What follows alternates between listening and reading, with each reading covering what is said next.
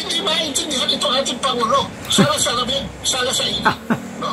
So, anong konklusyon na lumalabas sa mga taong bayan?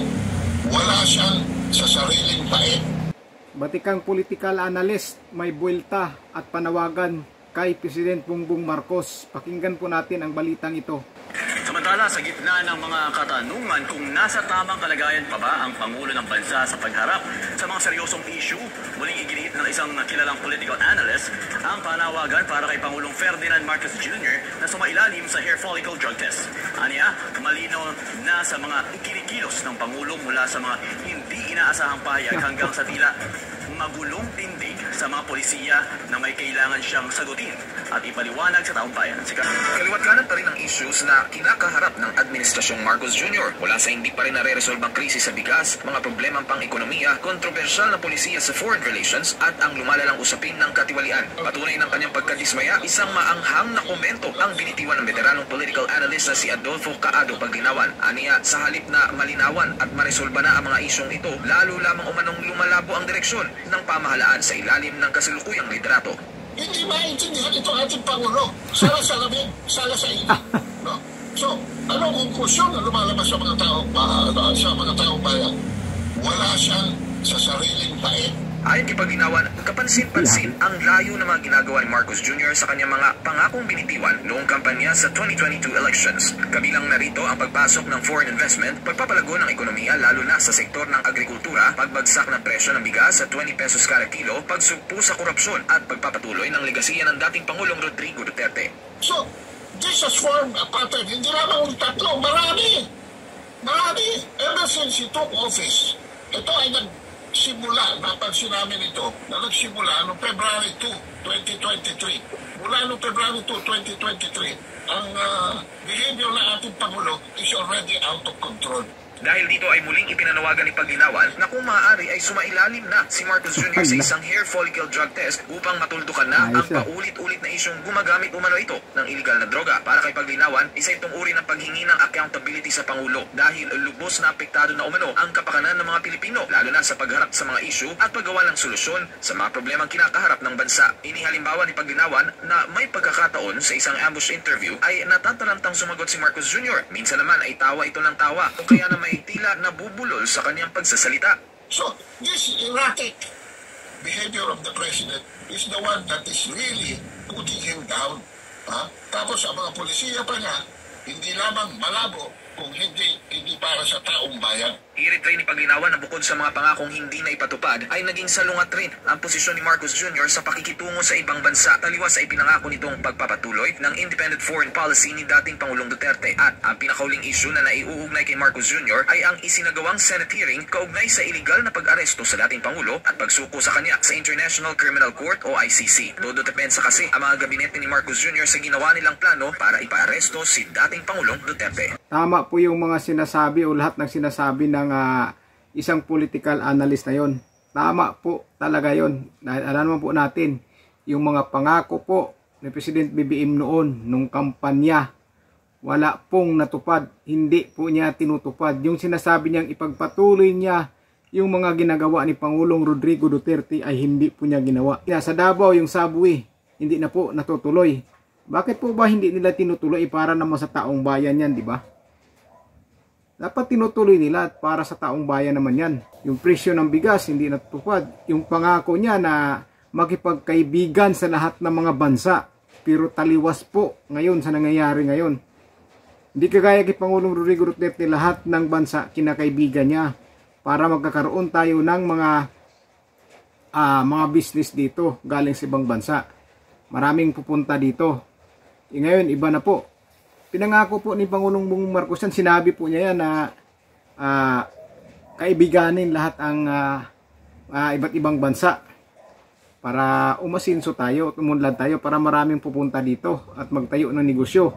Pero hindi po natutupad. Yung 20 ang kilo ng bigas, hindi rin po natutupad. Yung pagsugpo ng kriminalidad, corruption, pagbaba ng presyo, hindi rin po. Wala. Kaya tama po yung sinasabi ng political analyst na yan o batikang political analyst na yan. Alam po niya yung mga sinasabi ni President Bongbong Marcos noong panahon ng eleksyon. Dami po nilang pinangako na lahat ng ginagawa ni Pangulong Rodrigo Duterte o maiwanan niya ay ipagpatuloy nila. Number 1 na talaga yung korupsyon, illegal na droga, kriminalidad, 20 pesos ang bigas, gawing 20 pesos ang bigas, yung mga project, build. Yan po ang ginawa ni Pangulong Rodrigo Duterte at yan din po ang pinangako ni President Bongbong Marcos na itutuloy niya kapag siya ay nanalo. Kaya si BP Sara todo tulong din, todo suporta sa kanya. Akala niya gagawin nga, pero ngayon hindi na ginawa, nagkahiwalay-hiwalay pa sila, di ba? Nagkahiwalay-hiwalay pa sila kasi nakita po ni BP Sara Duterte na taliwas po yung mga pangako niya sa ginagawa niya ngayon. Kaya nakita nila hindi ito yung pinapangako ninyo Kaya umalis sila. Tingnan mo si Attorney Vic Rodriguez, umalis din kasi nakikita niya daw na parang iba na po ang ginagawa nung nanalo na. Pero nung nangampanya pa, panahon pa ng eleksyon, grabe yung pangako nila. Kaya mahirap po talaga umasa sa pangako na magiging bato lang po pagdating sa dulo. Hindi po nangyayari. Lalong-lalo na talaga yung gawing 20 pesos ang kilo na bigas. Ang dami pong umasa na dyan. Isa na ako dyan. Napakarami pong umasa niyan. Lalong-lalo na po sa probinsya. Dahil ang bigas po, napakahalaga po yan sa bawat pamilya. Dahil araw-araw po tayo kumakain, lalo-lalo na kapag maraming mga anak natin, kailangan natin ng bigas, maraming bigas. Kaya ako, halimbawa, ako, isang mahirap, marami akong mga anak, 4, 5, 6, ayan, 7 o ilan ba. Tapos may isang politiko na ngako o tumakbong bilang presidente na pag ako nanalo, gawin kong 20 ang kilo o 20 ang bawat kilo ng bigas. O siyempre, sino pa ba ang pipiliin mo? O di ba? O siyempre, sino pa ba ang o di ba? Sa pangako na yon, siyempre, pag ako makarinig yon, ibubuto ko talaga yon, di ba? Pipiliin ko yon. Dahil biro mo naman, gawing 20 ang kilo ng bigas, di ba? Sa probinsya, kailangan yan. Pero hindi po nangyari yan nung nanalo na. Hindi po talaga nangyari. I-comment nyo po kung ano pong nakikita nyo na ginawa po ng Presidente Bongbong Marcos nung nangampanya siya. Yung mga pinangako niya, nakikita nyo po ba yung mga pinangako niya? Nagawa po ba niya yan? I-comment nyo po sa baba. Kahit yung sa sinasabi ng political analyst na yon na veterano o expert talaga siya, totoo po yun. Sa paningin ko, totoo po yun lahat yung sinasabi niya na wala po. Hindi po nasusunod yung o ginagawa ay yung mga pangako noong panahon ng kampanya o panahon ng eleksyon. Panahon ng kampanya. Wala po. Sa dami ng pinangako na yon, ewan ko lang kung ano ang natupad. Sa palagay niyo po, ano po ba ang natupad sa mga pangako ni President Bongbong Marcos noong kapanahonan ng kampanya niya? Ano po ba ang natutupad niya?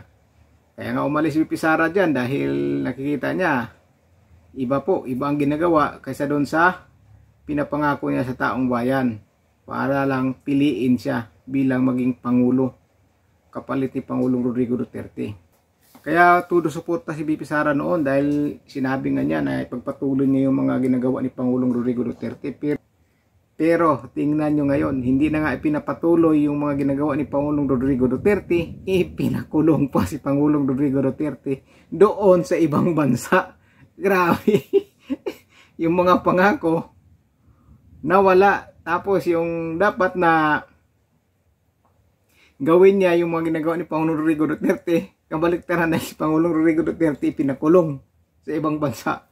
Grabe, di ba? Kaya sabi ni Mayor Baste, imong papa pinalibing doon sa libingan ng mga bayani, pero iyang papa daw gipapriso o ipinakulong. Tapos ngayon si BP Sara Duterte ngayon naka-impeach pa, ini-impeach pa nila. Parang ang layo yata doon sa mga pangako nung kapanahonan ng kampanya. Grabe, wala po. Kaya i-comment nyo po kung ano po ang nakikita nyong nagawa ni Pangulong Bongbong Marcos doon sa mga pinapangako niya sa kapanahonan ng kampanya niya. I-comment nyo po. So ganoon na po. Ingat po kayo. God bless po sa inyong lahat.